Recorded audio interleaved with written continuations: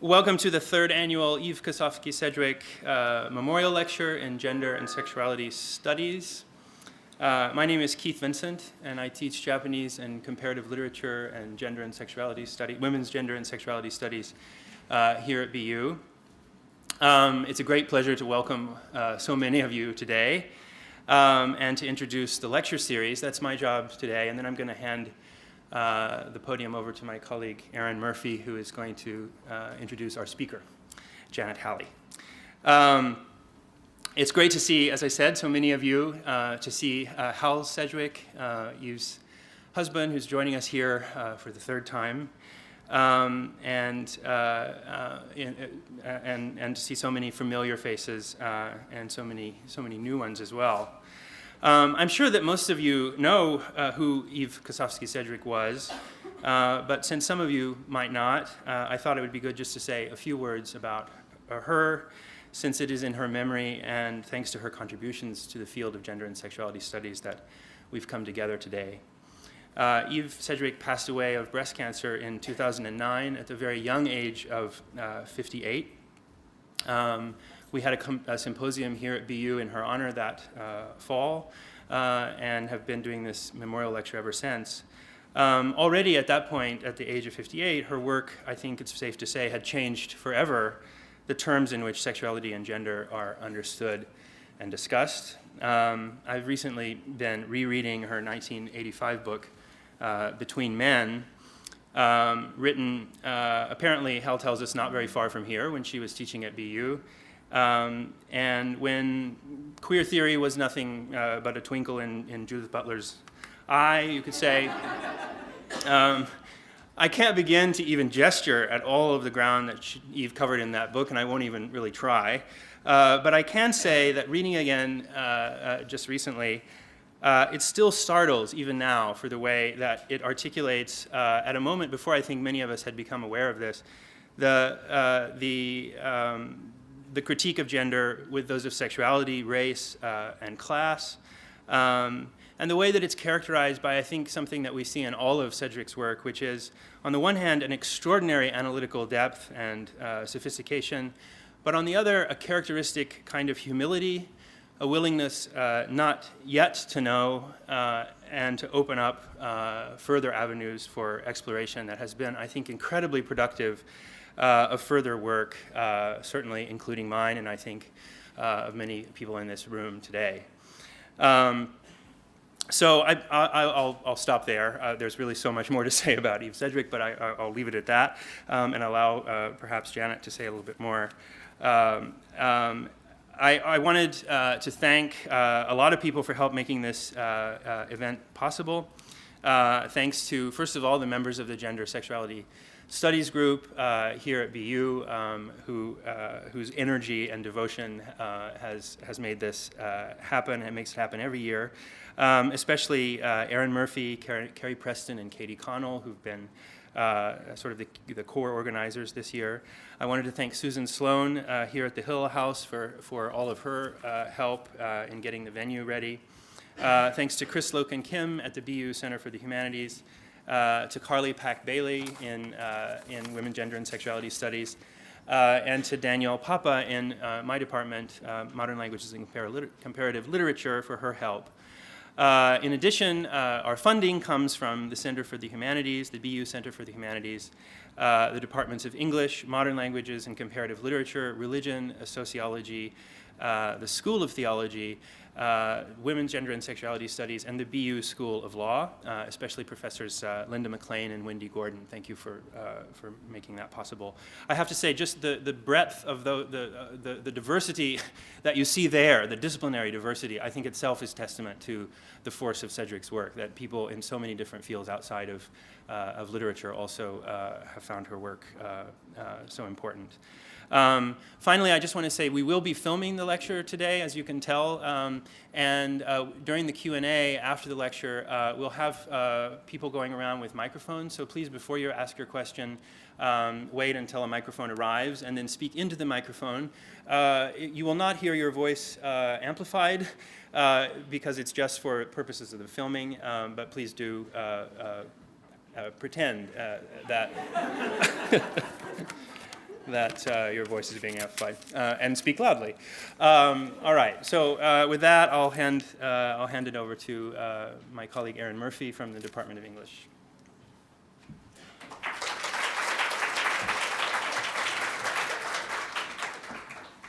Hi, everyone. Thank you all so much for coming out today.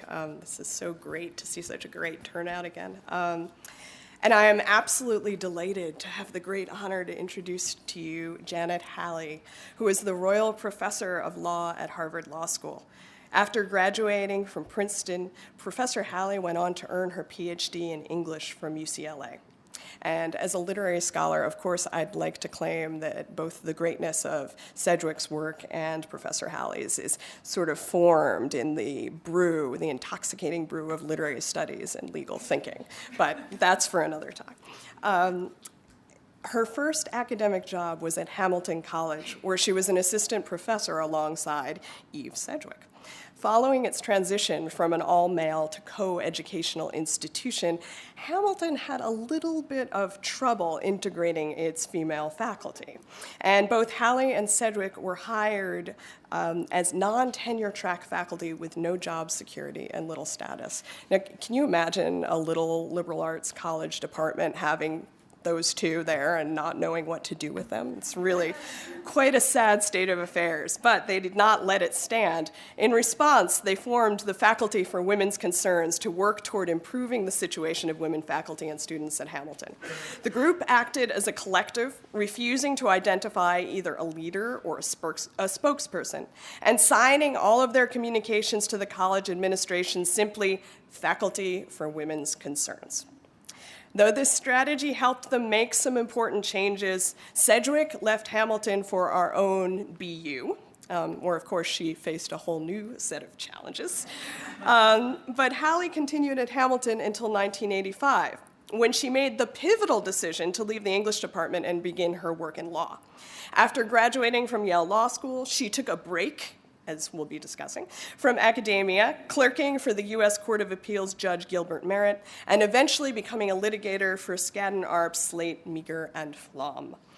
But luckily for all of us, the lure of academia drew her back in first across the country, where she taught as a professor of law at Stanford, and then across the river to Harvard Law, where she has been since 2000. Her honors and awards are really far too numerous to mention, but they include a fellowship from the National Endowment for the Humanities and a Lifetime Achievement Award from the Association for Law, Humanities, and Culture for her contributions to law and the humanities. I first had the pleasure of reading Halley's work when I was in graduate school, and it is one of the signs of how even the earliest stages of her career were marked by her powerful intellectual range, that her article on sexual autonomy in John Milton's Paradise Lost and her groundbreaking legal analysis in the collection Fear of a Queer Planet were both mandatory reading. During her brief stint in literary studies, Halley had already established herself as an important thinker in a number of brilliant articles and an edited collection on early modern English literature. When she moved into legal studies, however, the full force of her thinking quickly took hold. In that early piece in Fear of a Queer Planet, she articulated her critique of identity-bound politics, showing how attempts by gay affirmative legal advocates had run aground and calling for a new kind of legal analysis and practice, one that could address the dangers of both, quote, the official imposition of fixed identity and the official administration of incoherent and label ones, advocating constitutional protection not just for, quote, assertions of consolidated and even essentialist gay, lesbian, bisexual, and queer identities, but also for those who chose to be queer. Published 20 years ago, this argument still has incredible relevance as we look at current debates and politics regarding marriage equality. So, in more recent years, Professor Halley has developed her work in a number of directions.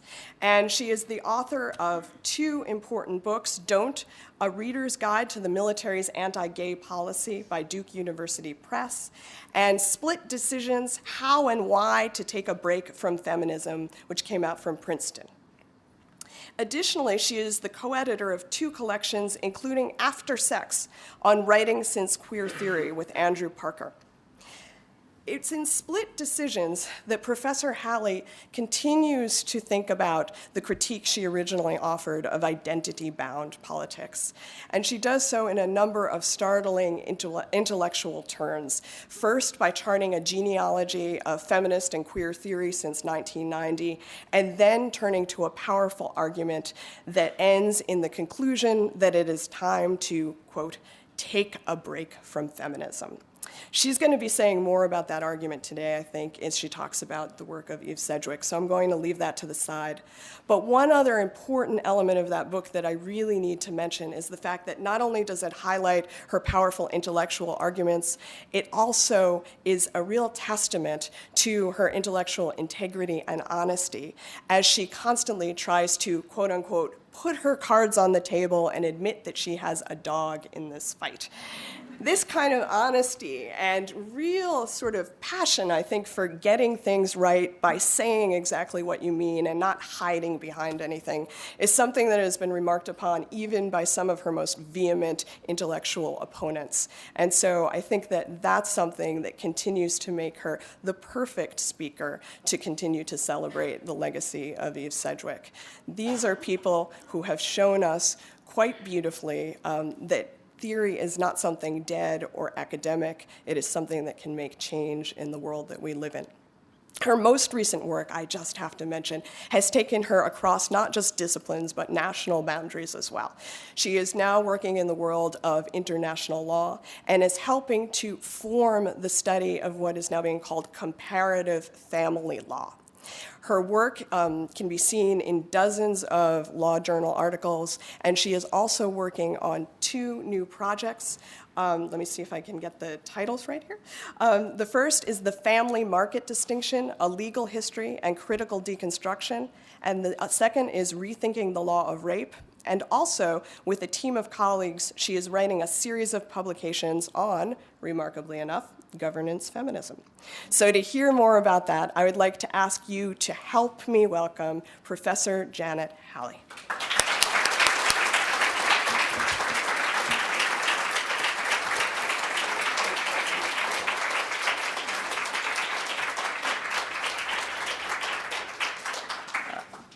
Thank you all very much. An introduction like that is a hard act to follow. I hope I won't disappoint you. I do want to thank all the co-sponsoring organizations and the BU Gender and Sexuality Studies group for inviting me. Getting this invitation, I replied instantly yes, and writing my remarks for tonight has been a very moving experience of re-encountering Eve's work. In thinking about this opportunity to talk to an audience of legal and humanities students and scholars, and in particular, this opportunity to think about the legacy of Eve Kosofsky Sedgwick in that rich but potentially conflictual context, I've been thinking a lot about interdisciplinarity. Ever since I stopped teaching and writing about 17th century English literature and went to law school, I've experienced my 2 disciplines as extremely remote from each other and regarded all attempts to bridge them as both doomed and dangerous for all involved. My motto has been, there is no interdiscipline. In my mind, I publish to humanities readers and legal readers separately. My attitude has changed somewhat as I watch young scholars like Bernadette Myler and Braden Cormack do work that is equally invested in the different complexities of legal and literary artifacts, but that's still generally how I feel about the situation. On my way to framing my question for today, I quickly re-encountered Eve's profoundly resentful attitude about law. It's all pretty much encapsulated in this T-shirt, which she sent round to some friends in 2003 when the U.S. Supreme Court decided Lawrence against Texas. Just to introduce it, Bowers against Hardwick had been the law of the land since 1996. it held that the Constitution had no objection whatever to jailing people for acts of consensual homosexual sodomy. In Lawrence, the Supreme Court changed its mind. Consensual homosexual acts done in private were constitutionally protected, could not be treated as crimes. To Eve, Bowers had been a perpetual, I'll read it, the T-shirt, so you'll get it. Bowers had been a perpetual, almost personal affront. Lawrence righted that and got things right at last. And here's what the quotation from Lawrence that she sent round on the T-shirt. Bowers was not correct when it was decided, and it is not correct today. Bowers versus Hardwick should be, and now is, overruled. The passage that Eve loved so much that she emblazoned it on these T-shirts is unique in American law. Even Brown against Board of Ed doesn't say that Plessy against Ferguson was wrong when it was decided, only that it had become wrong in the course of historical experience. For Eve, at this joyous moment, law could be, should be, and was right.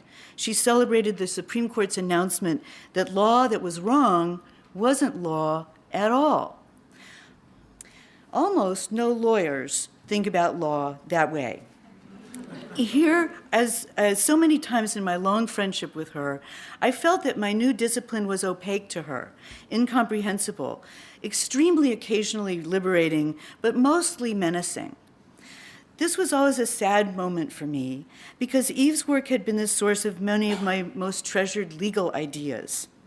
From my third year in law school, when she would send me drafts of the Introduction Axiomatic and the first chapter of Epistemology of the Closet, I have hoarded her formulations, her ideas, her analytic moves, and worked them into my papers and books on law.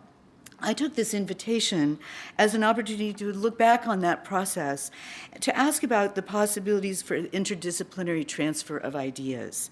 What elements of Eve's work, from her feminist work to her innovations in queer theory, to her development of affect theory, from her Buddhism to her work in textiles, could and could not be assimilated by me into a series of interventions in law? Before I begin, I should emphasize that what I'm about to present to you is just simply what I was able to carry across the literary legal frontier and what I wasn't. I'm going back to work by Eve that mattered to me, so my selections among her writings are ultimately unjustifiable, except by the plea that this is how I remember it. Okay, governance, feminism, an introduction.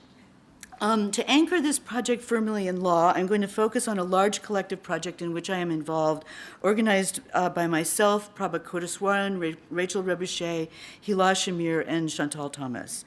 Our project began 7 years ago when we published an essay claiming that, in recent years then, feminism had a new situation vis-a-vis law, specifically inside it.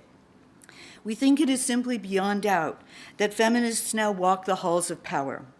By no means all feminists. Some forms of feminism disqualify their proponents from inclusion in the power elite.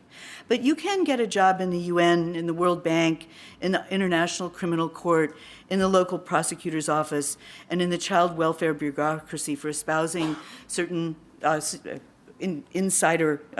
inside law strands of feminism. We are asking ourselves and our collaborators exactly what forms of feminism make sense to previously entirely male power elites, find their way into legal institutions, and change legal thought and legal operations. Whose NGOs get funding from international aid and development agencies and from ideologically driven private donors? Once feminists gain a foothold in government, what do they do there? And which particular legal forms are they most heavily invested in?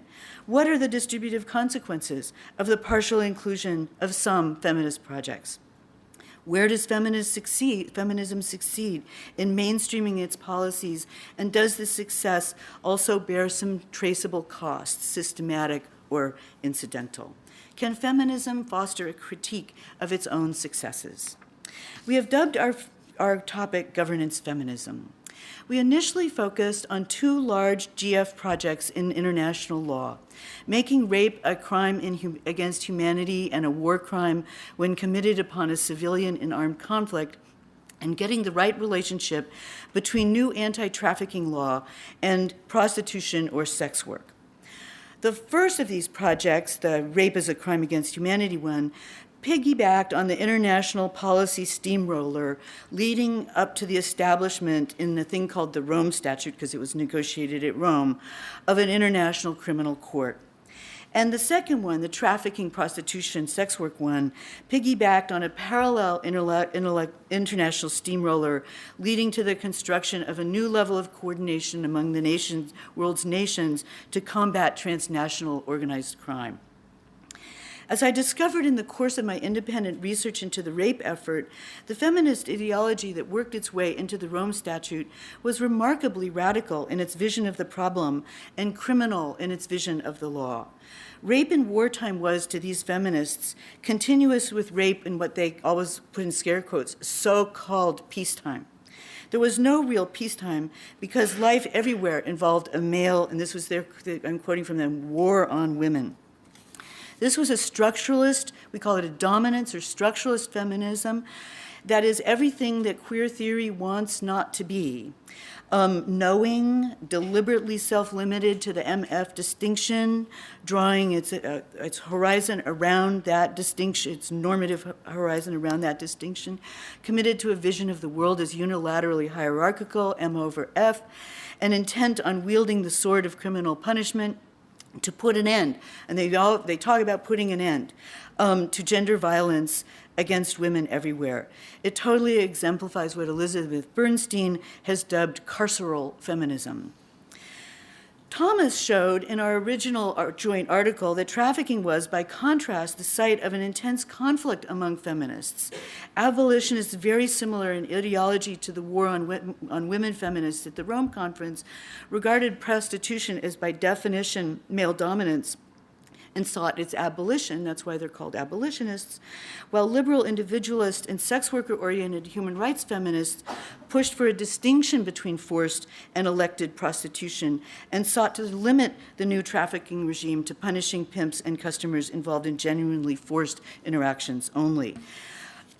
This struggle goes on. It's quite intense, in part because of this conflict among the feminists, and in part because of the overriding impulse behind anti-trafficking, because that impulse was not feminist at all, but neoliberal economic policy seeking to make the world safe for the orderly globalization of cheap labor.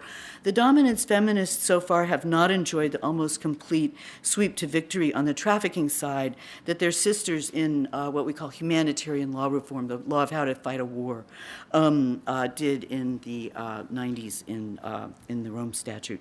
Our initial idea was that GF was intrinsically structural in worldview and carceral in its legalism. We could barely contain our dislike of these orientations long enough to write about their successes accurately, although I do believe we finally did manage that. This talk is an account of how Eve's style of thinking helped me move beyond this highly inaccurate initial assessment. Okay, so I'm going to go back to when I first knew Eve at Hamilton College. I first met Eve when I took up my first teaching job, as you said, Erin, and I was at Hamilton College, and the year was 1980. I was actually on a tenure line. Yes, I was. I left before I got tenure, lest I get tenure and stay there. The Hamilton College, up till then, was an all-male institution, and as Erin said, it had just taken over the Kirkland College, the women's college across the street. I'll never forget the first Faculty for Women's Concerns meeting I attended, the one at which Carol Bellini Sharp announced, "What you new women need to know is that this is war." It was a fully dualistic political encounter in which we feminist, modernist, postmodernists found ourselves in a Manichaean struggle of good, which was us, against evil, which was them. It was women against men, traditional severely hierarchical pedagogy against modern experimental teaching, traditional departments against interdisciplinary divisions like humanities and sciences, Jews and their friends against smug WASP anti-Semitism. Just to give you a sense of it, it was plausibly reputed that the chair of the board of trustees of Hamilton College called Kirkland Kikeland. And there was one Jew and one woman on the Hamilton College faculty at the time of the merger, and she was the same person. It was progressives against conservatives, postmodernists rebelling against modernists and classicists, the city against the suburbs, anti-formalism against formalism, the arts against, as we saw it, Philistinism, young Turk scholars against Mr. Chips. Eve was a ferocious participant in this conflict. Once a group of women faculty was standing in the quad talking about it, and up came a male colleague with the clever comment, "Bubble, bubble, toil and trouble. What's up now, ladies?" And Eve shot back, and if you knew her in that light little fluty voice of hers, said back, "Oh, it's just girl talk, lawsuits and such." And indeed, we saw a law as our friend, vowing to punish sexual harassers, prosecute fraternity rapists, and force equality down the institution's throat. We were feminists with a will to power. It was thrilling, but it was also more than a little scary. Eve herself in this mode could be a little scary. She later remembered we were all non-tenure line faculty, and that's how the genealogy of that idea. And it's in, I can't find the site, but I read it getting ready for this. And that's why it was possible for us to display our antagonism to the institution, as she put it, without restraint. But that wasn't exactly right. It was also fought by untenured but tenurable people like me, by Kirkland tenured faculty who had to be retenured at Hamilton, some of whom did not make it, and by tenured Hamilton faculty who were going to spend the rest of their careers picking up the rubble. Eve's intense, rageful, scornful, red-hot antagonism was not thoroughly affordable for all of us. The space between opposition and co-optation was so slim, so contingent as to disappear sometimes altogether. Much of the anxiety that I experienced then was generated not by our enemies, but by my allies. The turn to queer. Eve's work, I'm going to call that Manichaean project a governing aesthetic. Eve's work soon turned away from this governing aesthetic. My hunch is that her experience of academic antagonism was only intensified by joining the BU faculty in the era of John Silber, but that this university was also the site where she found her métier as the producer and denizen of deliciously pleasurable alliances across an array of identifications. Faculty for Women's Concerns was code for women. But by the time she was here, she was allying with gay men, and the whole Rialto of identities and identity-dissolving strategies was coming in. These were the years when queer theory was aborting. By 1990, she had produced an alternative to the Manichaean governing aesthetic that I had shared with her in the fraught context of an institution of war, and that survived today in some of the governance feminist projects, including at least some of the ones I've just mentioned. I can give you that aesthetic most graphically by presenting Eve's two glorious lists. This is the handout. And I'm sorry it's so small. We were going to project it, and then we had difficulty with that, and then it was teeny type, and it just. But these are key texts, and I did want you to be able to see them as lists. These are both lists, one from epistemology and one from tendencies. I think she was probably writing them about at the same time, even though the tendencies came out later. Blowing up the idea that sexuality can be adequately represented as a simple homo-heterosexual dualism. First, in epistemology, we get this exploration of axiom one: people are different from one another. To start off that list, Eve posits a group of people with identical gender, race, nationality, class, and sexual orientation identity, and then observes the ways within the framework of sexuality alone that they can differ. So, even identical genital acts mean very different things to different people. Sexuality makes up a large share of the self-perceived identity of some people and a small share of others. I'm just jumping around. For some people, it is important that sex be embedded in context resonant with meaning, narrative, and connectedness with other aspects of their life. For other people, it is important that they not be. For others, it doesn't occur that they might be, and so on. The list on the other side, exerting any pressure at all on sexual identity, you see that its elements include, and then she accepts the basic male-female orientation of sexuality and then erodes it from the inside in the form of a list. All the different axes on which even that obedient sexuality can queer itself around. These are not only propositional passages, but aesthetic ones. And I'm going to attribute to them a move away from the Manichaean dynamic to an additive kind of process. In Touching Feeling, she said she preferred the preposition beside rather than behind or beyond. She defined queer as a cross or a crossing. She liked to replace dualisms in which there was what she would say was an excluded middle with middle ranges. And these are aesthetic moves that include the second axiom of epistemology of the closet, suggesting that that feminism and sexuality, that the subject matter of feminism and sexuality might be somewhat autonomous from each other and warrant different treatment. It's the and others method in queer theory is what I think of it is, the move laterally across in a series. Now, how this queer governing aesthetic plays out in critical work on law. As some of you know, many of us, myself included, found these moves highly suggestive for work in law and legal theory and critical legal studies and legal feminism and in queer work on law. They constituted for me a ground on which I could move away from the, to me, increasingly implausible formulations of dominance feminism, on which I could articulate alliances with men and masculinity, and in which I could find in the register of literary and social theory some important correspondences with moves I treasured in legal realist and inspired critical legal studies. Now, I'm going to talk a little bit about some of the basic moves of critical legal studies. I thought I should just say, for those of you who don't watch law school politics, this is a left critical project in law, highly controversial in law schools. Lots of law schools in the country won't hire anybody who does this. This is not normal thinking about law. I just wanted to warn you about that.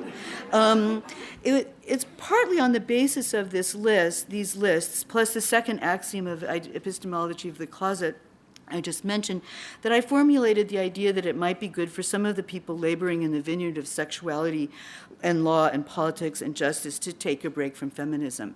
F and its others, feminism and its others, they both seem to me deeply implicated in the queer governing aesthetic, an aesthetic of addition. And how well that fit in with a certain left critical legal realist way of objecting to the governance feminism projects I've mentioned. Here's some of what that way looks like. First, you identify the plural goods and bads at stake among a plurality of players, not just MF, in a particular social context that has a legal element. Then you identify the many forms of power, not the single one, at play in the setting you are concerned with.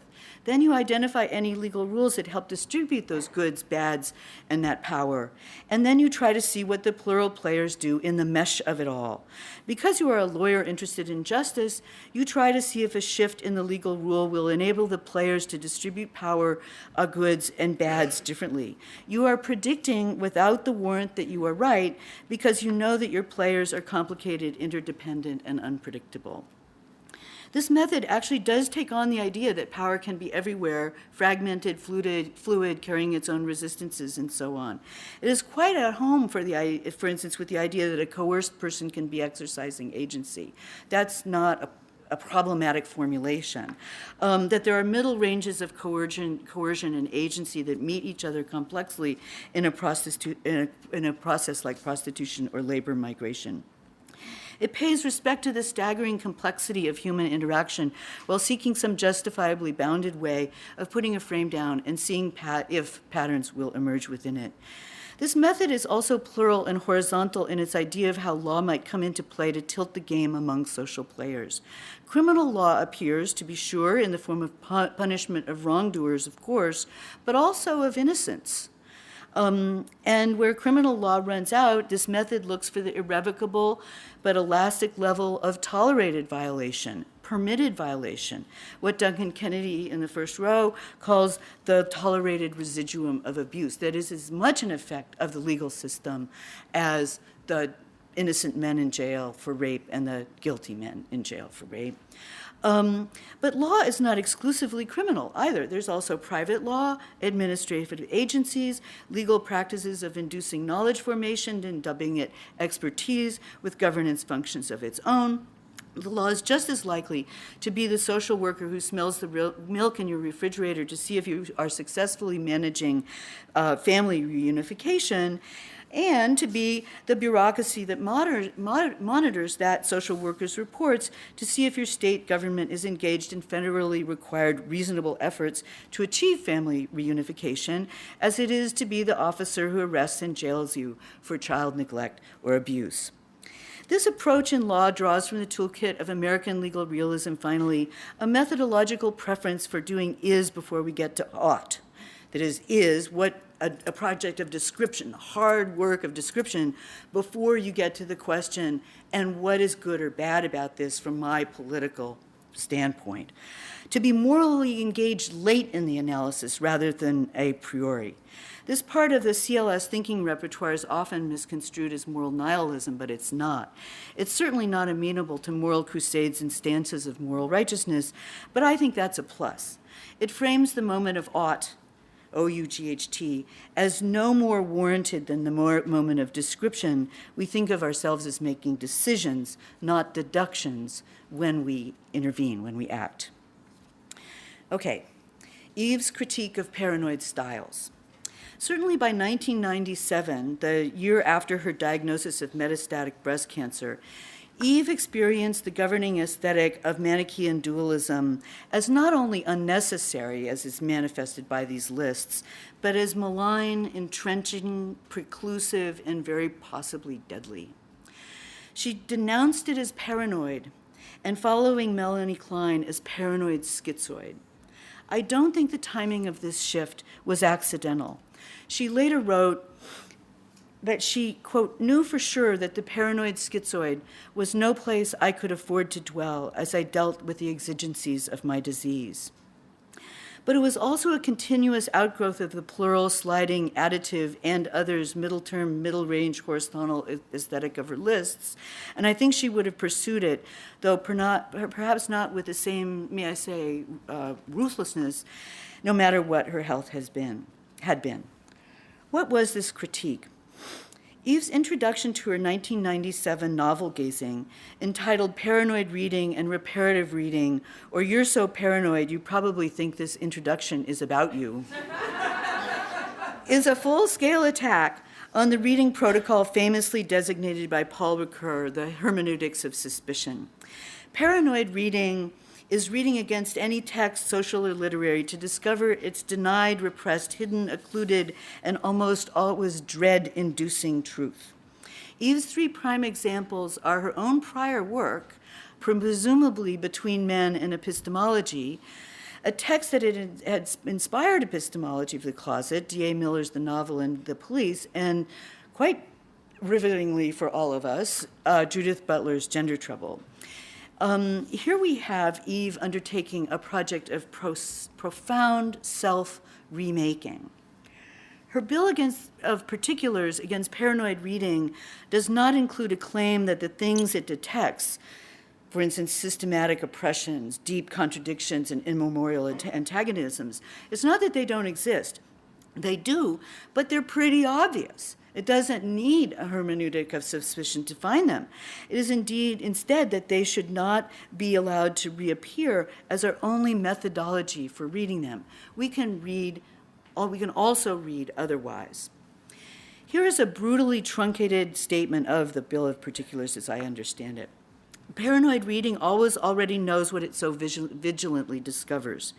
By anticipating this disclosure, it intensifies its own necessity. You can never be paranoid enough. By committing itself to mimetically and reflexively disclosing the supposed unknown and repressed, it entrenches the very things it purports to uproot. If this hidden substance produces bad affect, humiliation, shame, gender dysphoria, then paranoid reading can be depended on to intensify the very problem from which it purports to liberate us. And paranoid reading, banking all redemption on a strategy of exposure, invites its practitioners to imagine themselves fully redeemed. It is always someone else who needs to be disabused and shamed into the paranoid interpretive cycle. For all its vigilance and moral indignation, it's ultimately smug and complacent and thus politically disabling. Worse, paranoid reading leaves important things out. For one thing, it can't notice when the text is construing is intent not on hiding, but on displaying its claims to truth. It's particularly not good for construing, for instance, propaganda. But most important for Eve, I think, paranoid reading, so committed in advance to avoiding all surprise, can never be surprised by joy. Reparative reading, reading in search of pleasure, positive affect, and ameliorative possibilities, as she called it at various times, is made more necessary, more urgent, and more impossible by the affective tautology of paranoid styles. To get a little more concrete, here's an example, and I'm going to give a long quote. The queer-identified practice of camp, for example, may be seriously misrecognized when it is viewed as Butler and others view it through paranoid lenses.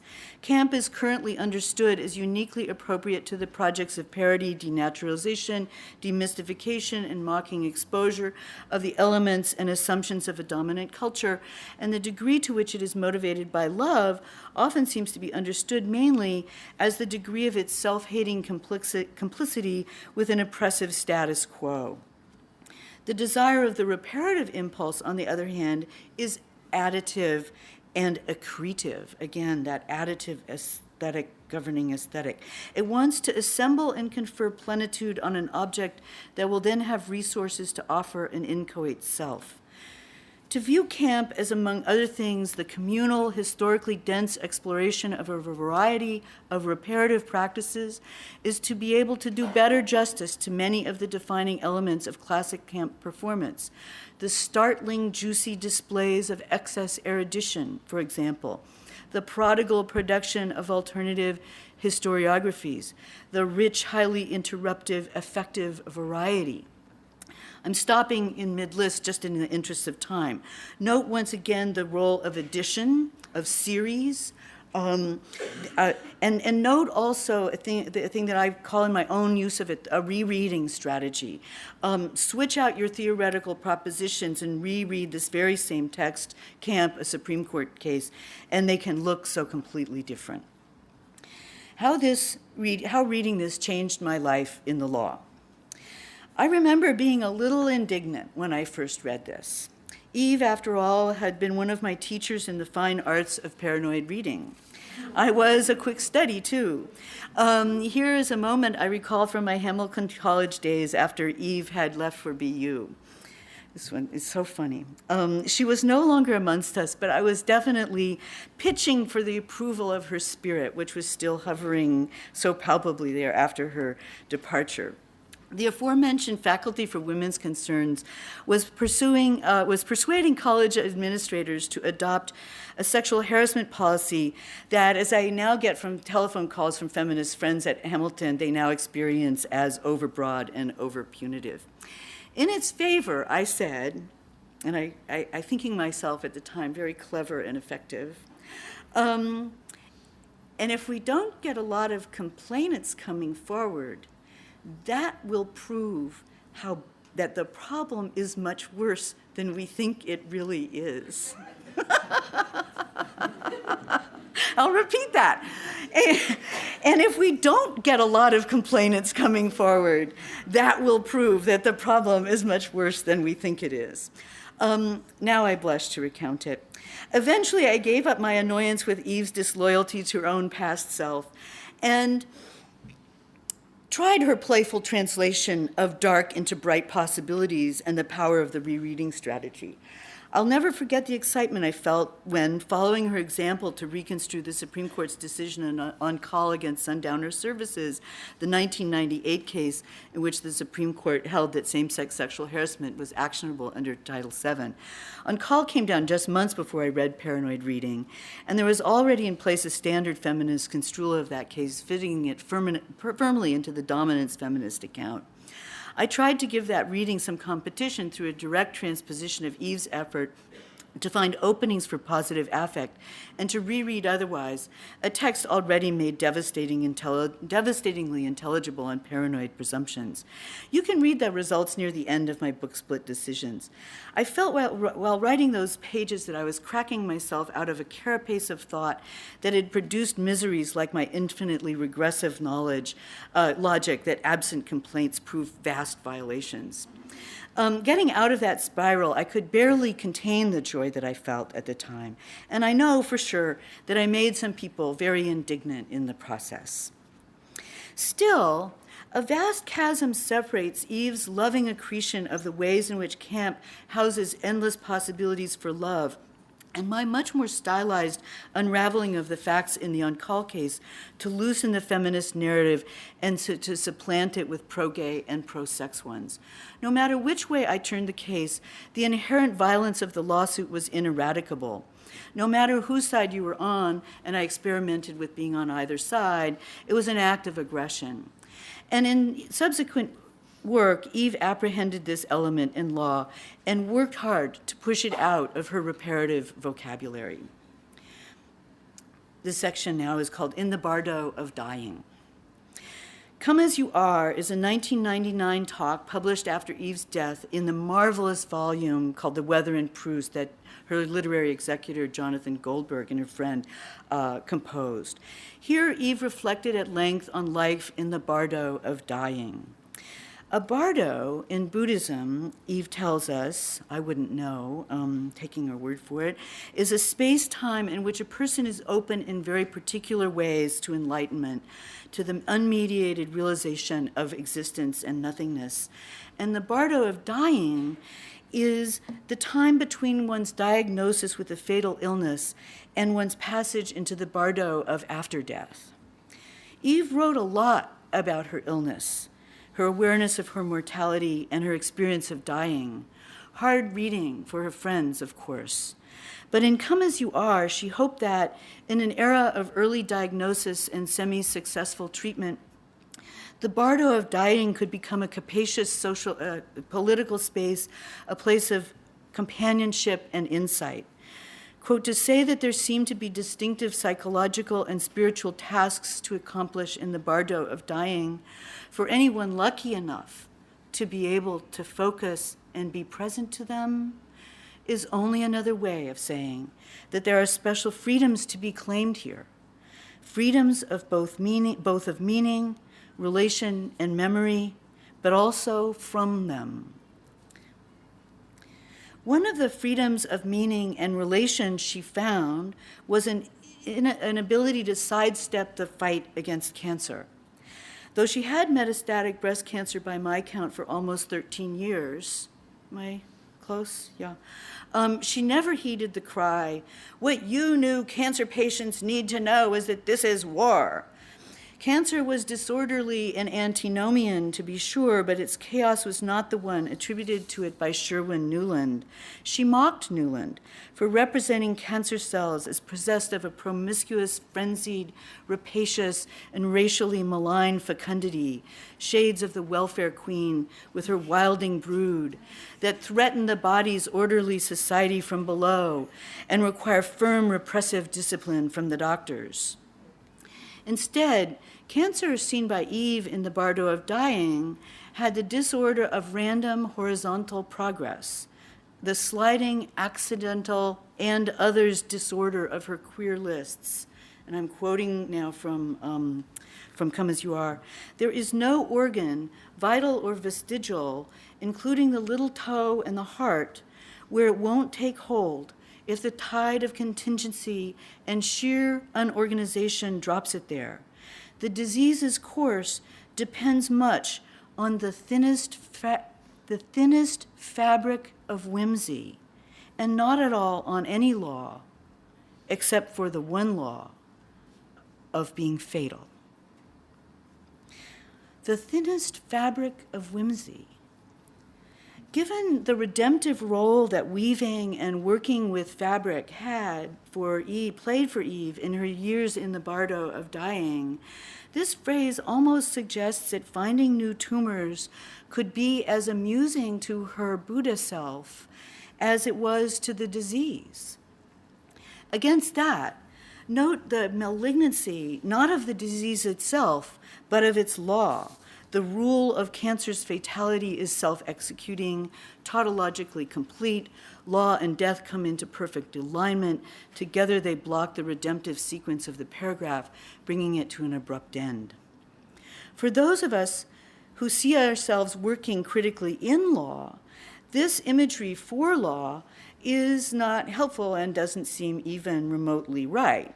And it makes me sad that law remained the thing that Eve always, through the remaining work, could be paranoid about. Eve against law. I'm going to jump to what may be the last piece she published in her lifetime, Melanie Klein and the Difference Affect Makes, which I have an investment in because Andy Parker, your last year lecturer, and I edited into a special issue of South Atlantic Quarterly called After Sex, and then again while she was still alive, and then into the book form after she had died. And it appears also in The Weather in Proust, with a few additions that she took out because we were limited by space. I'm looking at the essay to inquire further into her equation, in Come As You Are, of law with death, her continual routing of both of them into the paranoid cycle, and her efforts to protect her reparative practices from the threats they posed. Here, Eve turns her critique of paranoid reading on the Oedipal drama in Freud. She repeatedly admits a Freud sometimes of her own making. On Michel Foucault's heroic, but in her view ultimately unsuccessful attempt to undermine the authority of Freud's formulation in History of Sexuality, Volume 1, and on the persistence of the paranoid style in contemporary queer theory. She also sets up a much more elaborated reparative project based on Klein and Sylvan Tompkins than she had on offer by the time she wrote Paranoid Reading. What paranoid reading is to paranoid reading, the paranoid schizoid position is to the difference affect makes. Paranoia is no longer a self-limiting intellectual choice. It is now the original psychic position of all infants and a persistent, never eradicable way of being for humans generally. And it is truly immiserating. It is made up of, as she puts it, 5 violent things. To brutally summarize again, these are: all or nothing perceptions of gain or loss, there are only life and death. A schizoid practice of splitting good and bad aspects of the subject and its objects into magical bits that carry life and death. All or nothing attribution of omnipotence or powerlessness to the self, its others, and the fragmented bits broken off from them.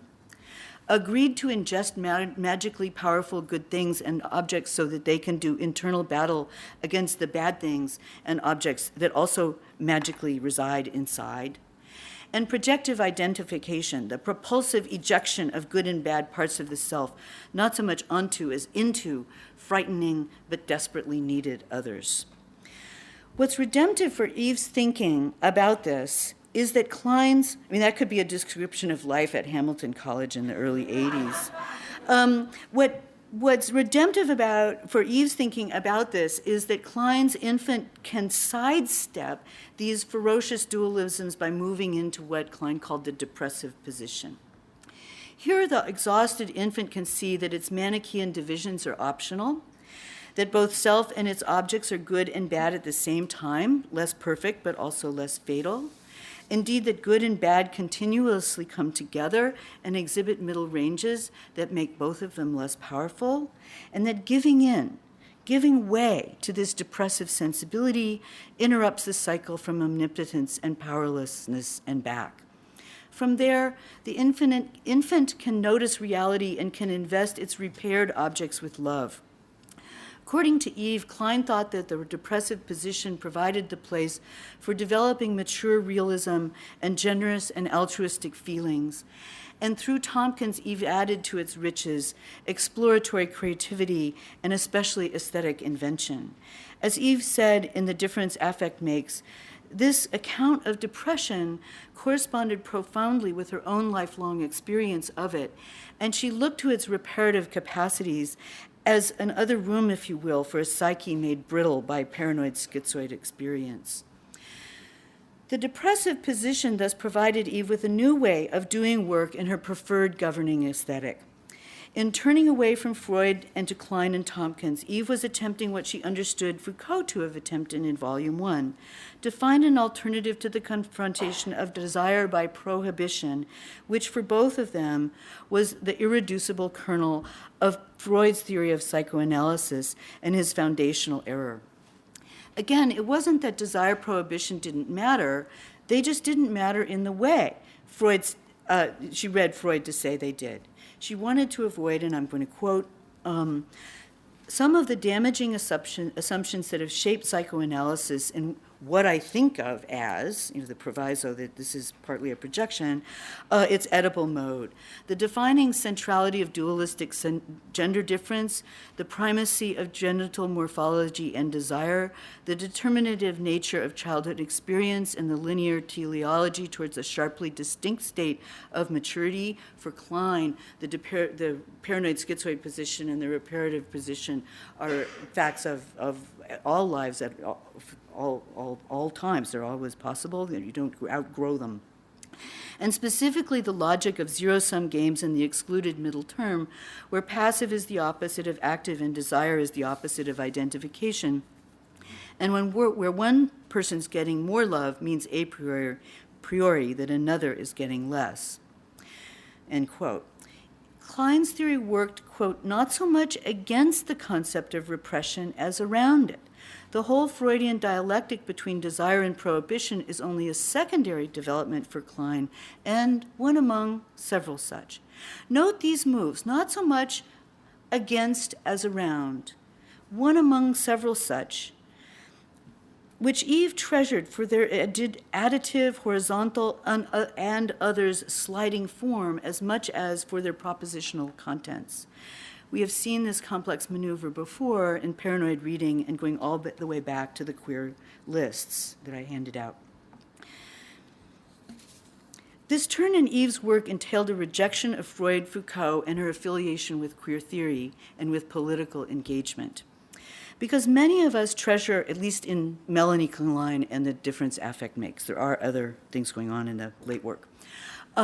Because many of us treasure precisely these resources, this was a painful lesson for us in her late work. I want to look directly at these disavowals and to argue that they made sense because of Eve's own residual paranoia, and to argue that her image of law as prohibition helped to secure it.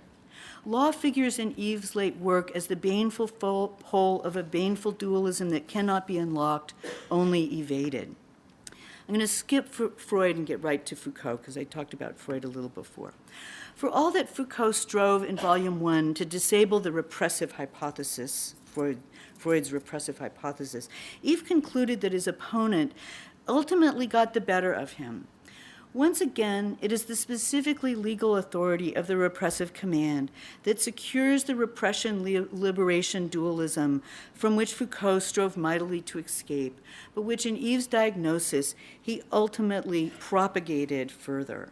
Quoting Foucault, Eve wrote, whether one attributes, and I'm quoting Eve quoting Foucault, whether one attributes it to the form of the prince who formulates rights, of the father who forbids, of the censor who enforces silence, of the master who states the law, or we might add, and this is Eve speaking, that of the internalized superego, back to Foucault. In any case, one schematizes power in a juridical form, and one defines its effects as obedience.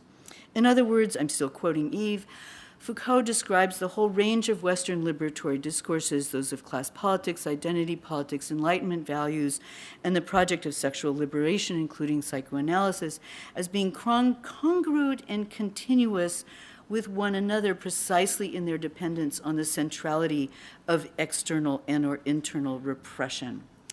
Repression liberation, the pair, the locked, mutually constitutive pair, constituted in Volume 1 a performative continuity, in Eve's term, which ensured that Foucault's every effort to wrest himself free from the repressive hypothesis effectively, quote, functioned as near irresistible propaganda for the repressive hypothesis itself. To face it directly was always to be pulled back into the dualism, prohibition, liberation, and all of its paranoid schizoid intensities. Foucault thus constituted for Eve in this essay another example of law securing the need for paranoid styles which attach themselves permanently to their objects of resistance, entrenching and intensifying them, making liberation from them an almost definitional impossibility. I think this is less a critique of Foucault than a restatement of his own problem with his own achievement in Volume 1. Biopower, bodies and pleasures, the care of the self in Volume 2, governmentality in the Collège de France lectures, were all attitude moves of his own, aimed to have the same evasive sideways movement that Eve appreciates so much more when it brings into view Klein's depressive position. They need to be read very closely, I think, by me, for the constant emergence of prohibition liberation within them. And I speculate, I could never prove this, that the grand difference between Foucault and Klein for Eve was precisely that Foucault kept trying to find the middle path in legal terms, while Klein did not. Queer theory itself seemed to Eve to produce inevitable and unstoppable opportunities for the terrifying contagion of paranoid modes of thought. The epidemic-scale outbreak of homophobia that attended the early years of AIDS in the late 80s and early 90s, quote, imprinted a paranoid structuration onto the theory and activism of that period, and no wonder, end quote. Political and medical life then fully justified paranoia. But now that an HIV diagnosis for most Americans meant nothing worse than life in the Bardo of dying, queer work that retained its hold on paranoid was, to Eve, increasingly unreal. And finally, for Eve, the paranoid schizoid position was a constitutive element of life and political struggle, and she looked back on her own activist past in sorrowful disavowal. Quote, as I understand my own political history, it has often happened that the propulsive energy of activist justification, of being or feeling united with others in an urgent cause, tends to be structured very much in a paranoid schizoid fashion, driven by attributed motives, fearful contempt of opponents, collective fantasies of powerlessness and or omnipotence, scapegoating, purism, and schism. Paranoid schizoid, in short, even as the motives that underlie political commitment may have much more to do with the complex, mature, ethical dimension of the depressive position. So, my final section is assessing GF, governance feminism. In my conclusion, I want to see how much of Eve's hard-won gains I can carry over to the project of assessing governance feminism. My first point, of course, because I don't always see the law as the sword, the father's prohibition, the civilizational command from which one's desire longs to be liberated, because I don't see law always that way. Law does not always threaten to awaken my paranoia. I like to think that seeing law as the fragmented, multiple, horizontal, additive, and others things that CLS often sees it as makes it possible for me to inhabit at least some legal context without paranoia. When Eve came to my law school and gave an early version of Melanie Klein and the Difference Affect Makes, she persistently projected her vision of law onto me and my crit friends and students. 3 times we deflected this projection, and on our 3rd try, Eve acknowledged that maybe we indeed did not inhabit a field identified to core with the law of the father. nor is it an option for someone working on the left edge of legal studies to renounce the political life, even if that stuckness in politics, which I feel, does bring with it the constant threat of a shift back to the paranoid schizoid position. Not accidentally, perhaps, I started this talk with a moment when my own paranoid relationship to dominance feminism led me into error. It is partly because dominance feminism is saturated by the hermeneutics of suspicion, riven with paranoia, and nastily violent in the style of the paranoid schizoid position, that I keep looking for ways to do battle with it. What you new feminists need to know is that this is war. Eve's yearning to evade paranoia helps me to see that the paranoid attitude of dominance feminism induces paranoia in me, along with an appetite for attributed motives, fearful contempt of opponents, collective fantasies of powerlessness and or omnipotence, scapegoating, purism, and schism. My fear of dominance feminism induces me to entrench it, to make it central, attribute to it magical prowess that it may not actually have.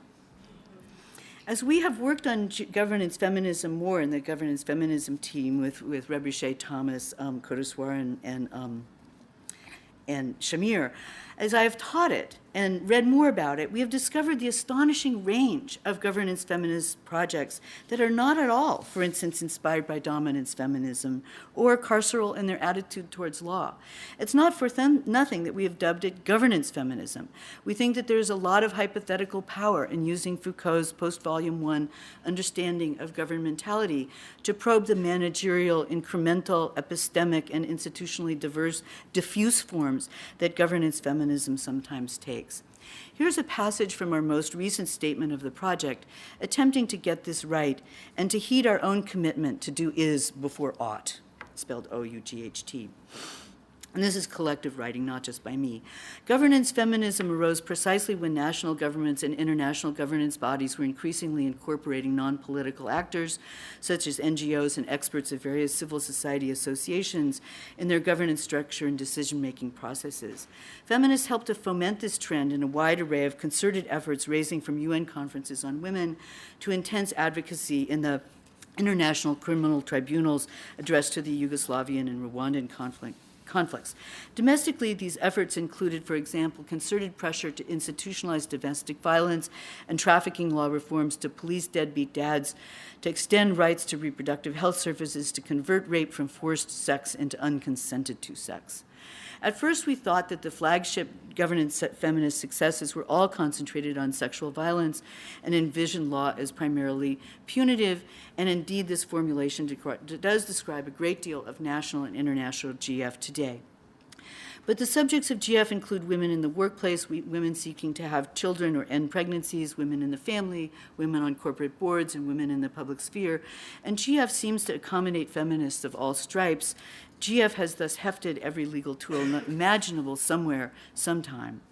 The forms in which feminists exercise power have tracked the vast expansion of public-private alliances which now govern human life at every level, from the local to the international and back. GF and governance through NGOs co-constituted themselves starting in the late 80s. Whenever feminists came into harmony with legal common sense and vice versa, their feminism became expertise.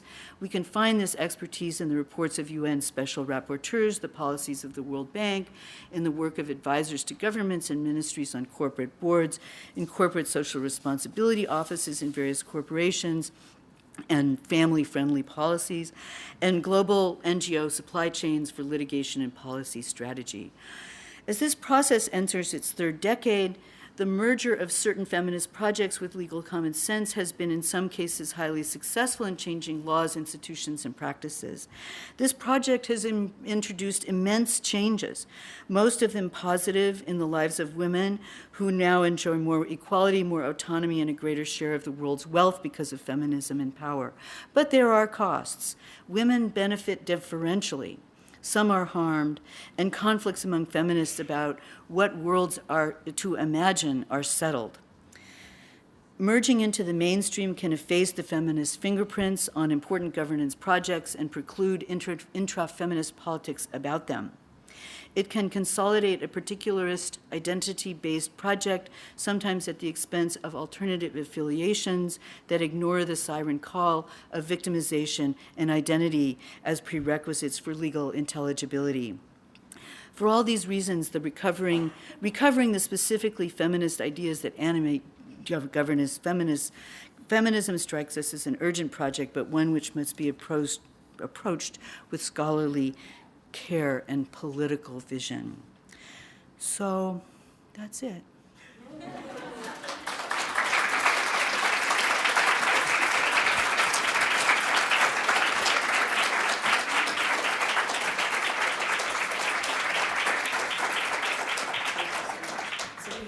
We have time for questions, Susanna. and it's the mic. We have the mic.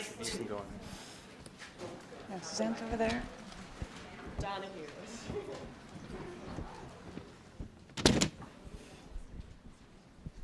Questions? Questions?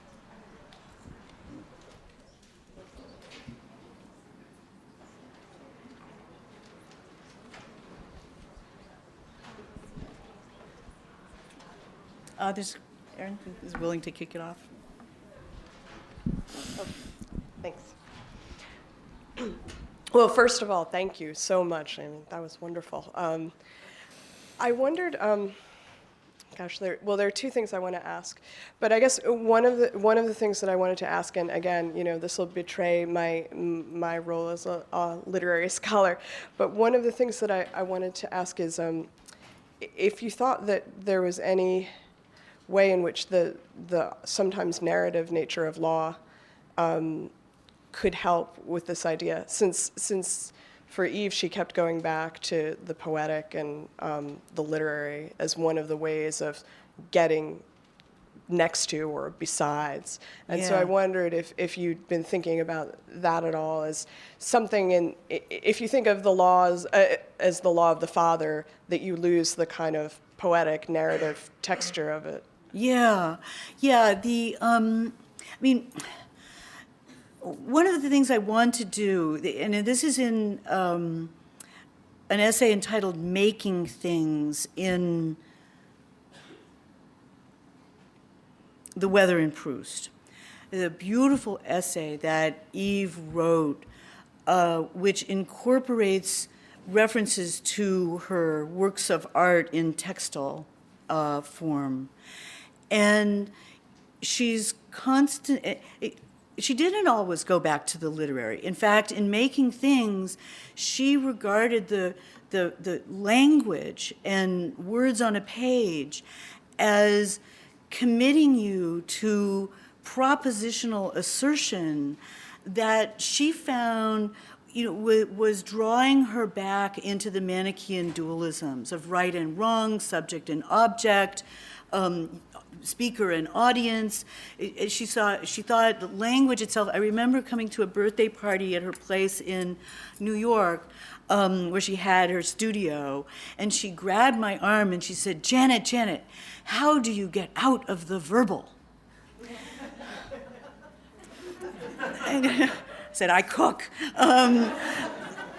But for Eve, it was the sideways movement thing that was happening in the lists and then was happening when she saw Klein maneuvering around the paranoid schizoid position rather than trying to take it down, that continued all the way to leaving language altogether and moving to textiles, which then, of course, she would print with poetry she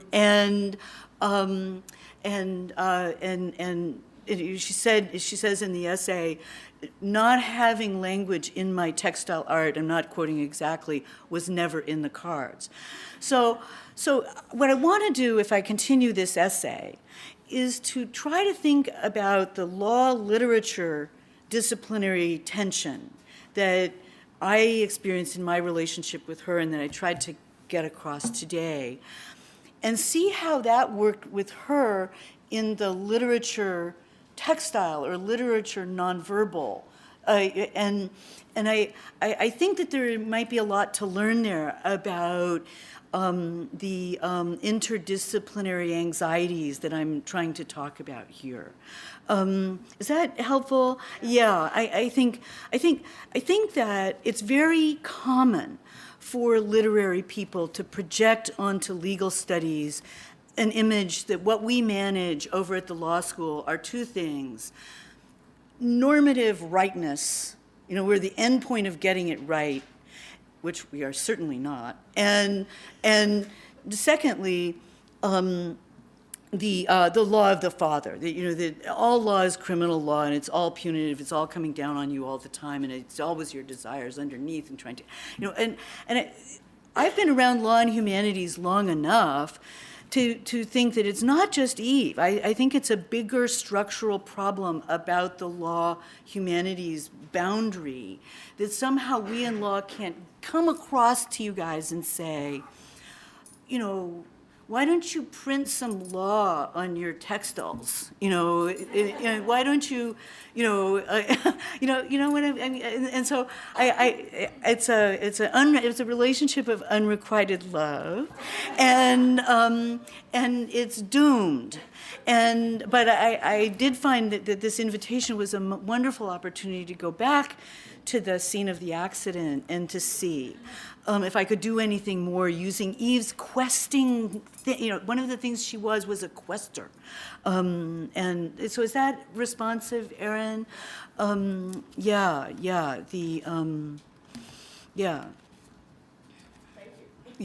Anybody else? Oh, good. Erin, you set a good example. Hi. Oh, right. I forgot it didn't.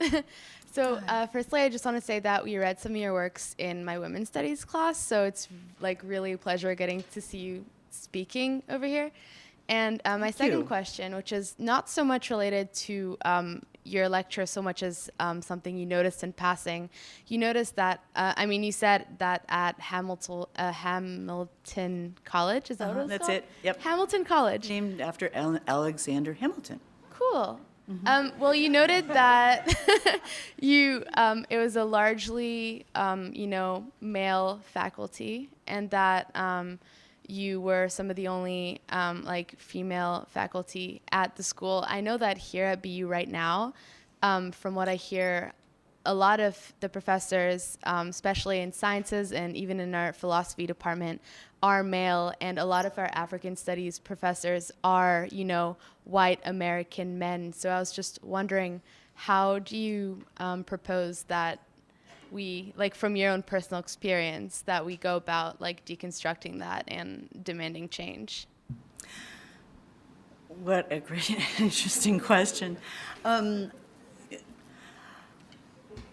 I think the general tendency of the talk is to suggest that structuring it as men against women and blacks against whites, and that to fight it using it is going to re-entrench it in you so deeply that you will probably turn to Eve's work for help. I've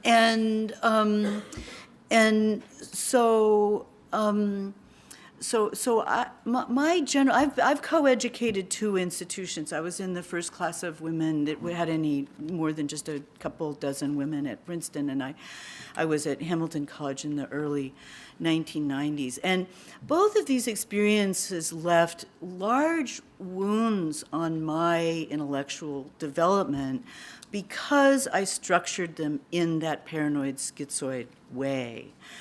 And so I would suggest that if you think you have a problem, first of all, one of the things we did was evasion. Why do you have women's studies projects and American studies and all the studies? That was evading the conservative departments. That was moving around them. So what are the possibilities for evasion now? But I think more profoundly, how to move towards a richer array of voices in the more traditional departments, without re-entrenching the very opposition that the very division that you're concerned about. And I think it's very possible. I think what we learned in the move from dominance feminism through the sex wars to queer theory was we feminists.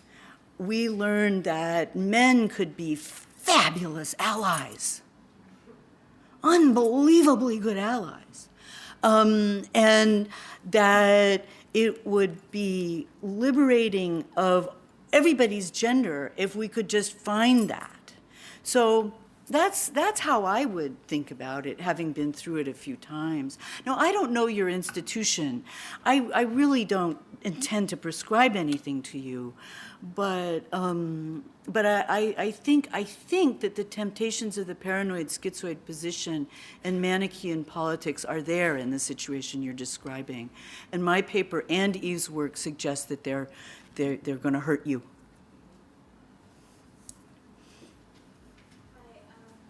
For being here. I think we all appreciate you coming and talking to us. I'm delighted.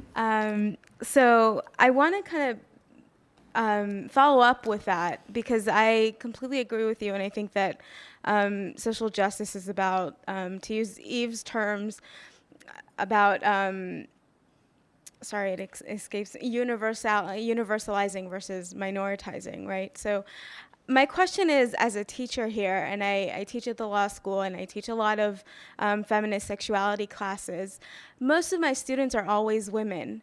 How do I get the men to sign up?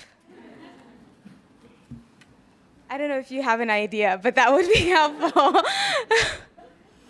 Make it very sexy for them. Next question?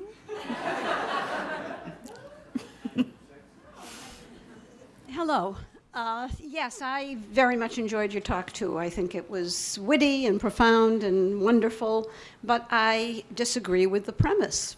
I don't feel that dominance feminism is a term that I necessarily buy. I think it's an embracing of a construct that does not have the validity to build a movement in opposition to, and I feel that taking the break from feminism that your work is implying is a mistake. I feel that questioning positions that feminists have taken, including positions I've taken, is very wise. I don't understand why so much of queer theory has to be in opposition to feminism. I feel that feminism, as I understand it, has never been about a rigid position. It has been about unfurling of new vision constantly. I feel that my own practice of feminism was never an oppositional practice, that men were the enemies from the very beginning of embracing feminism as a political movement. I valued male allies, so I feel uncomfortable. I applaud queer theory. I am interested in anything that ends polarization and bifurcation, but I don't understand why these ideas have had to emerge in a critique of feminism, which has helped, as you point out in your remarks, so many people, can continue to help many people, and is, I feel, a valuable movement. And I do want to say that I have to agree with Sedgwick's feeling that Foucault's argument came right up upon itself, and I think queer theory has embedded in it the same problem, that we can become wedded to something, see everything in the world through a particular lens and be patting ourselves on the back for our brilliant new vision, when in fact we, as part of the human condition that I guess some postmodernists want to say can be transcended, I feel that we get stuck in our own taffy no matter what our new theory is. So those are just a few thoughts that I want to express. Thank you. Thank you for listening. Thank you so much. Well, let me just say one or two things in clarification. I think of taking a break from feminism as not an option for anybody who has a political problem that is within the broad definition of feminism that I say, it's a political and intellectual project of noticing the relationship between M and F, anticipating hierarchy that looks like M over F, and carrying a brief for F. There's a million different kinds of ways of doing that, of course. When you're faced with a social world in which that's what you see, feminism is an excellent tool to deal with that situation. And I'm not at all denying that and never did. What I'm saying is that for some people, some of the time, the problem that they face isn't organized by MF, isn't M over F, and their ally is not F. There are other things going on.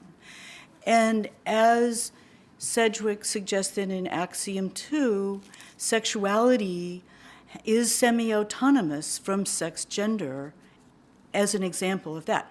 So when I say take a break, that's not against feminism. That's not. That's about as much about, like, it's kind of like, think of it as taking a cigarette break. You're still going back into the building to do your work, but you're out on the sidewalk having a smoke. And that's what taking a break is. It's giving yourself the mobility to see, is the situation that I'm facing not adequately embraced within the terms of the feminism that is accessible to me? About dominance feminism, I do experience a large interdisciplinary divide here. For some reason that I haven't been able to figure out, law schools have been very receptive to dominance feminism, and it has been very weak in the humanities departments for many, many years. And it's almost like, what was that figure that Hercules fought, the mythological figure that if it touched the ground, he would get his strength back? Antaeus, yeah, it's like the minute it touches ground in a law school, the temptation to turn it into a dominance feminist model seems. I also think that there's some historical contingency here of a very low rate at which feminist law professors will hire feminist law professors that they disagree with. And so the law schools tend to have a kind of artificial concentration of dominance feminists that I think those of you in the humanities, when you hear us worrying about it, you think, why? And and the reason is these are the people who went to the Rome conference and drafted the rules about rape in the Rome statute, and they mean to download it into Massachusetts law from there, and their ideology is the ideology of male domination. They may not be visible in your daily life, but I can show you the NGO websites where they are. And we in law can't avoid dealing with them. So I think that, thank you for your remarks. I'm glad you disagree with me. One of the things I'm trying to do with taking, you said you did. It'd be fine if you did. Because one of the reasons I wanted to make a display of taking a break from feminism was to open up more space in feminism. Which has been dear to me all my life, even though, as I say, I also have paranoid schizoid experience in it. Okay? I hope that was an answer of sorts. Hi, thank you.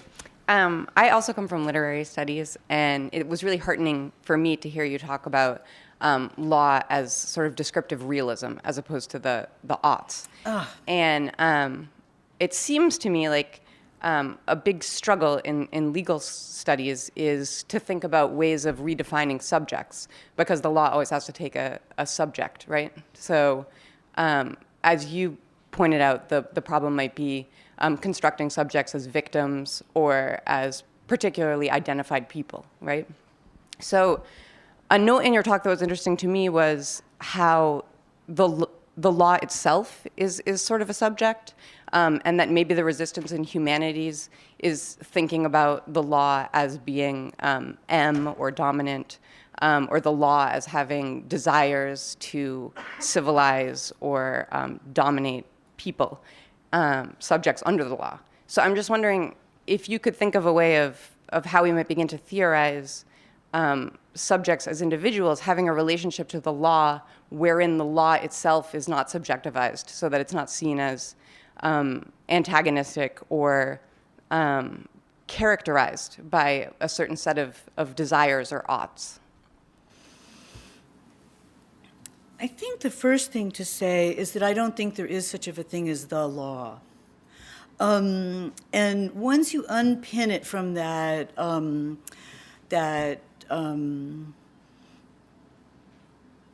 superlative form, the makes it a superlative, right? We realist crits tend to think of rules and legal players as being multiple, as being invested in many different kinds of desires and many different, I'm going to step right backwards off this project, many different kinds of subjectivities, many different kinds of projects for the subjectivities of the governed.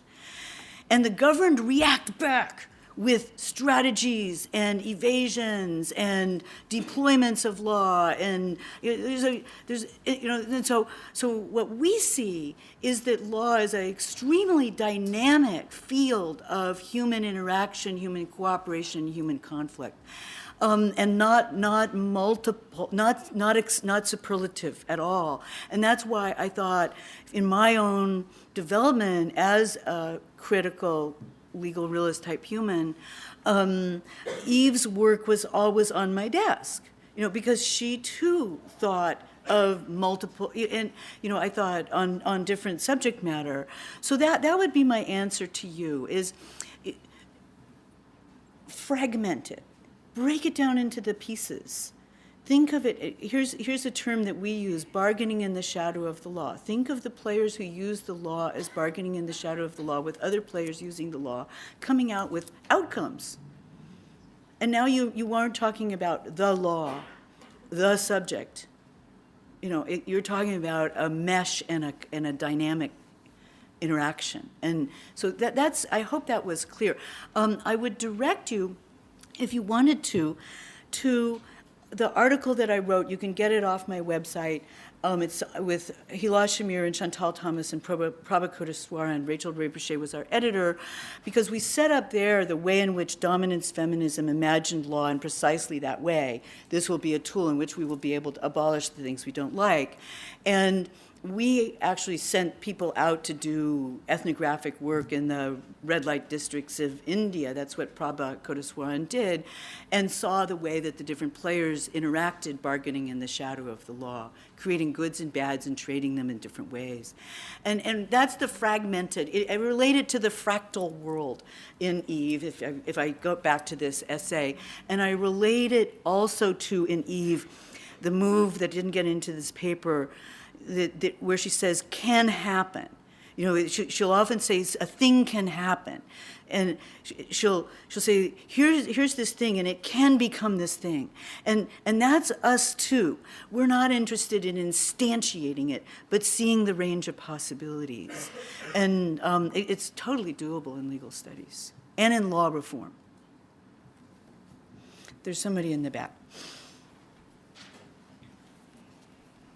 Going off of that question, I would wonder how Eve would grapple with and interact with transformative justice and community accountability and kind of stepping outside or stepping beside the law and in the ultimate queering of the law, I think, and taking a process and a system in which you support feminist and queer communities and marginalized communities who the law so often hurts, and how she would have interacted with a system that didn't put as much faith in the law and in prison systems and things so much as in just building our own systems of accountability within the queer feminist communities. Eve was a big believer in intimate association across identities. She formed a group here as soon as she got here. She formed a group at Hamilton. She lived collectively with two gay guys at Duke, and the house was, it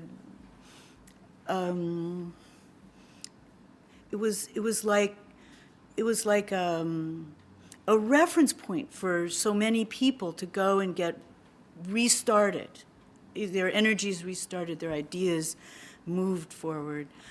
I'm not speaking for myself here. I'm really trying to channel Eve. I think Eve would do that at a very local level, and would. But I think towards the end of her life, at least in Melanie Klein and the Difference Affect Makes, she was giving up on political life. It wasn't, the suck back into the paranoid schizoid position was too powerful and too unaffordable. So one thing would be, which Eve, right, do you want me to be talking about? And I mean, but that's the best I can do in answer to that question. Hi, thanks very much for your talk. So I had a question about Eve Sedgwick's later work, with which I'm not very familiar, but you spoke about how in her later work she took a swerve. She was trying to swerve away from the Manichaean dualisms toward something else that's not suppressive, but rather is reparative. And this involved a swerve toward Buddhism and toward the East. So did she ever in her work, how did she frame what she was swerving away from? Was it a swerve away from a Judeo-Christian ethos that is defined by a constitutive Not that. No. So what is she swerving away from? There are people in this room who probably could give a better answer to this question than I can. One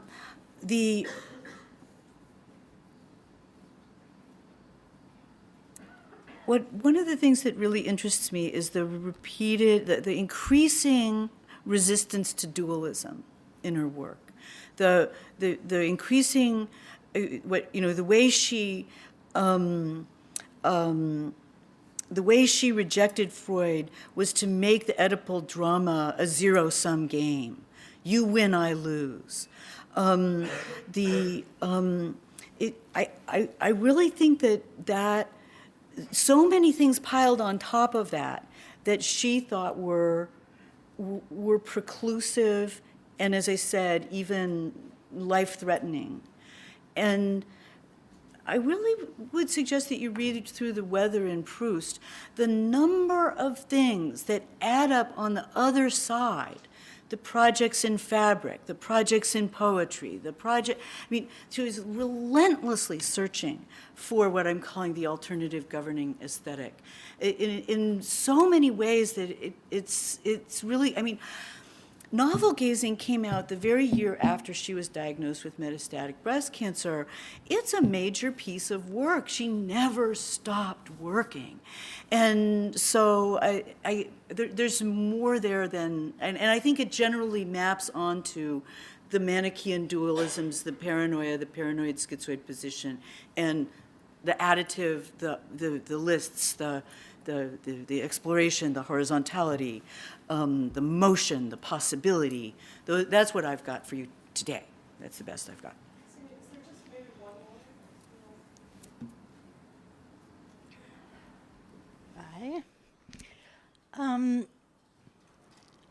I keep wondering how much of the maybe humanities view of law stuff, not the law, and Actually, that's what Carl Llewellyn did sometimes call it. One of my favorite legal realists, law stuff. He did. and the resilience of a certain view, even in the face of this very kind of dynamic interaction of kind of legal players, let's say.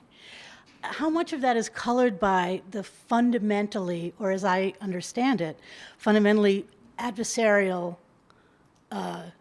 sort of color of the legal system here, and I guess in England, not in other places necessarily. I mean, it's so embedded in my understanding of what law can do that I almost can't picture anything other. Do you have any thoughts on this?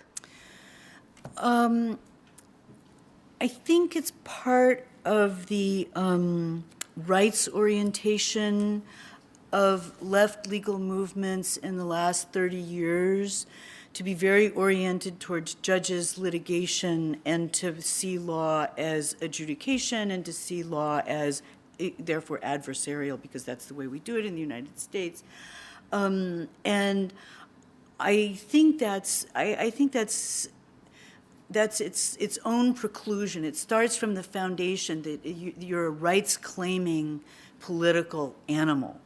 And if you want to see law more, take off those blinders and see the other things that it is, one experiment that I sometimes put my students through is just to wake up one morning and start writing down from the minute you walk into the kitchen everything that you experience in that day that has a legal element to it. And you will be surprised at how much stuff there is and how relatively unoften it takes a versus form. So that's, I think that's symptomatic of the left orientation towards rights. I hope that's helpful.